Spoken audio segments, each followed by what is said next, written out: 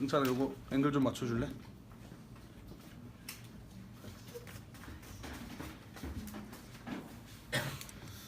자, 조선은 중국이나 일본에 비해서는 도시화의 경향이 약했다라는 거예요. 왜 그랬느냐? 밑에 선생님이 작은 글씨로 설명을 써놨죠. 그죠? 여전히 조선은 농업 중심의 경제 구조를 가지고 있었고 여전히 구매력을 갖추고 있는 지배계층인 양반들이 농촌에 주로 거주하였기 때문에 도시의 형성은 중국이나 일본에 비해서는 그다지 빠르거나 규모도 크지 않았다라는 이야기예요.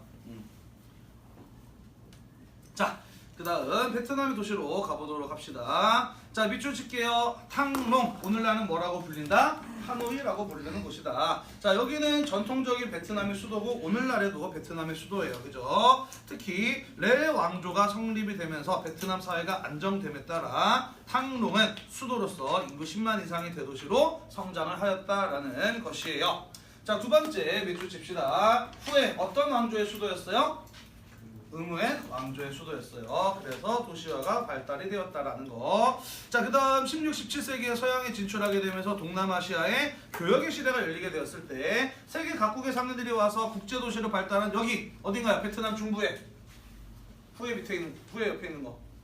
그렇죠. 호이안 거죠. 호이안. 이런 것들이 대표적인 베트남의 도시화가 나타났던 지역들이다라는 거예요. 자, 그러다가 유럽과 동아시아가 직접 교역을 하게 되는 17세기 후반 이후에는 호이안의 경제적 번영이 점차 위축된다라는 그런 설명이 나와 있습니다. 자, 그 다음 일본으로 가보도록 합시다. 에도 시대의 일본에서는요, 밑줄 칩시다. 급속한 도시화가 진행이 되었어요. 일본에서의 도시화는 중국이나 조선에 비해서 훨씬 더 빠른 속도로 이루어졌다라는 것이에요. 자, 왜 일본에서는 도시화가 빠르게 이루어졌느냐? 자, 도시란 뭘 말한다 그랬지? 뭘 가지고 도시라 그랬나요?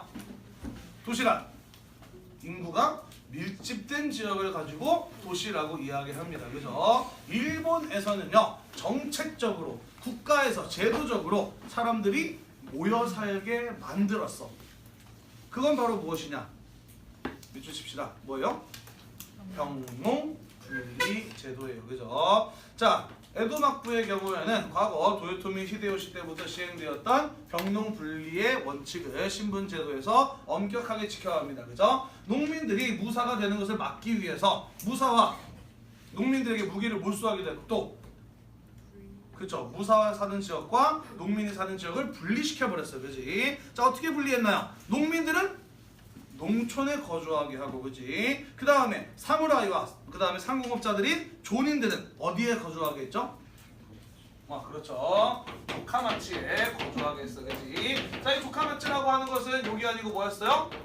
일본어로는 성 안의 마을이라는 뜻이었어요. 그지? 무사와 농민이 섞이는 것을 막기 위해서 무사들의 거주지를 성 안으로서 제한을 합니다. 그죠? 그리고 농민들은 성 밖에 거주하게 하죠. 그래서 거주 지역이 섞이지 않도록 하는 그런 어떤 병농의 분리 제도가 시행이 되었다. 자, 그래서 여기저기 흩어져 살고 있었던 사무라이와 존인들이 성 안으로 모여들게 되는 거예요. 그죠? 그러면서 밀집한 거주지가 형성이 되겠죠. 그죠? 그러면서 그 조카마치들을 중심으로 뭐가 발달하게 되는 거예요? 도시가 발달하게 된다라는 거예요. 이해되시나요? 힘들다. 3학년들이 다 지금 시청에 가서 오페라 공연을 보고 있는데 나는 3학년 담임인데도 수업을 하러 여기서 이러고 있네. 뭐지? 각오는 하고 있었지만 혼자 이렇게 되니까 좀 쓸쓸하네요. 슬프기도 하고. 자, 그 다음 봅시다. 상업이 발달하면 도시도 발달한다라고 이야기를 했어. 그렇지? 자, 일본에서 상업이 발달하는데 중요한 영향을 미친 제도가 있어요. 그건 바로 무엇이냐? 산킨 고타이제입니다. 자, 산킨 고타이제 배운 기억 나나요? 뭐였지 이거는? 지방을 다스리는 각 번의 지배자 누굽니까? 다이묘예요. 그죠? 에도 막부에서는 이 다이묘 세력들을 통제하기 위해서 산킨 고타이제라고 하는 제도를 시행을 했습니다. 이건 뭐였냐면은 다이묘들이 자기의 번과 에도를 1년마다 번갈아 가면서 근무하는 교대로 근무하게 하는 제도가 바로 산킨 고타이제였어요. 기억나나요? 네, 그래서 막부에서 다이묘들을 감시하고 통제하기 위한 수단으로 사용했던 제도가 바로 산킹 고타이제다라고 이야기를 했어. 자, 그러면 이 산킹 고타이제 때문에 뭐가 발달하느냐? 위치십시다. 교통망과 여관업이 발달하고요. 상업의 발달이 촉진됩니다. 당연하죠.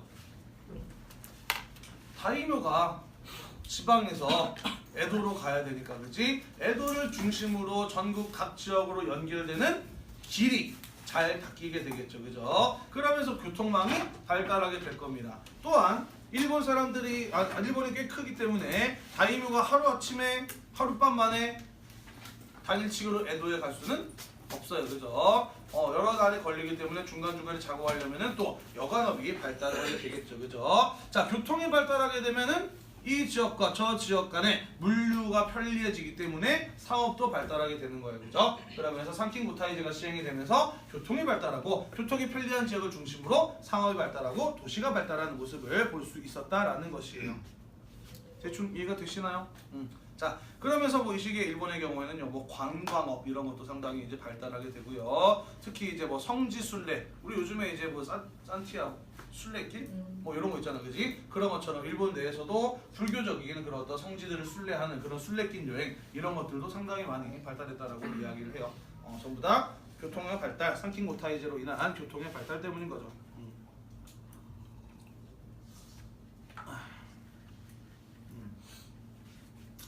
자, 그다음 빈칸에 들어갈 말은 무엇이냐면요, 또 조카마치예요.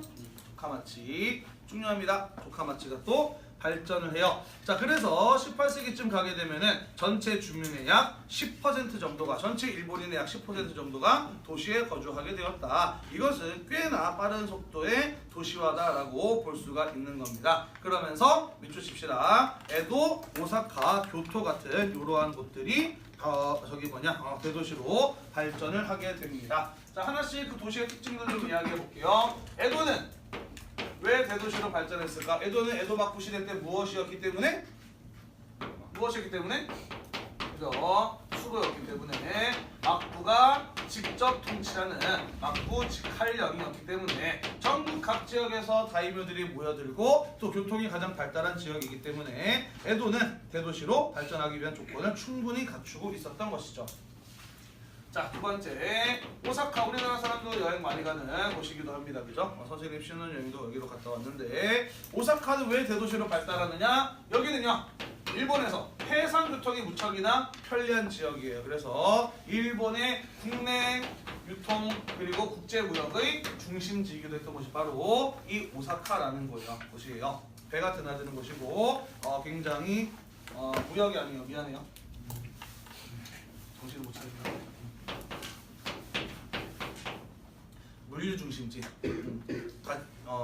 전국 각 지역에 물건들이 모이고 또 흩어지기 좋은 조건을 갖춘 곳이 바로 오사카입니다. 그래서 오사카에는 어떠한 별명이 붙어 있냐면요, 천하의 부업이라는 별명이 붙어 있어요. 무슨 말이냐면은 전국 각지에서, 일본 전국 각지에서 생산된 농산물들이 오사카로 모여들고 또 오사카를 통해서 다른 지역으로 팔려 나갔기 때문에 오사카는 예로부터 먹거리가 가장 풍부한 지역이라는 의미에서 천하의 부업이라고도 불렸다라는 거죠. 실제로 오사카 갔다 온 사람 있나요 혹시? 요즘 많이들 가던데. 다녀왔니?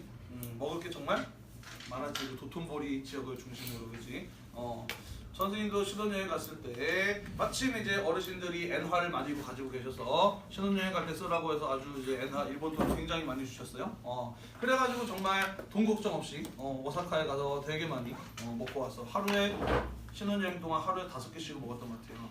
아침 간식, 점심 간식, 저녁, 아니면은 아침, 점심, 저녁에다가 그 다음에 야식까지 해서 하루에 6끼씩 먹어서 정말 너무 맛있어서 화가 나더라고. 배가 부르다는 게 화가 나는 거예요. 먹고 싶은 게 있는데 배가 불러서 못 먹게 되는 그 상태가 막 너무 화가 나는 거 있지. 특히 인상 깊었던 게 뭐냐면은 우동. 요즘에 우리나라도 이제 우동 잘 만들긴 하는데 그때 당시 일본에서 먹어봤던 그 우동의 국물 맛, 그 면발의 탱탱함, 이런 것들은 정말 되게 놀라운 것이었어. 특히 이제 요즘에 우리나라도 많이 하는데 거기 이제 냉 우동을 먹었거든. 차가운 물에 말아주는 우동. 정말 이렇게 씹었을 때 국수가 이빨을 챙겨내는 그 탱탱함이나 정말 되게 깜짝 놀랄만한 그런 맛이었어요. 또 침이 보이네. 의외로 초밥집이나 그다음에 일본 사람들이 메밀소바 많이 먹는데 그거는 별로 없더라고 오사카에. 알고 봤더니 그런 이제 도쿄, 에도를 중심으로 발달했던 음식들이었던 거야. 그래서 오사카 쪽엔 초밥이나 소바 이런 거는 많이 없더라고. 대신에 오코노미야끼 들어봤니? 그다음에 타코야끼 이런 것들 많고 그다음에 뭐 게요리, 돈가스, 그다음에 뭐 일본식 햄버거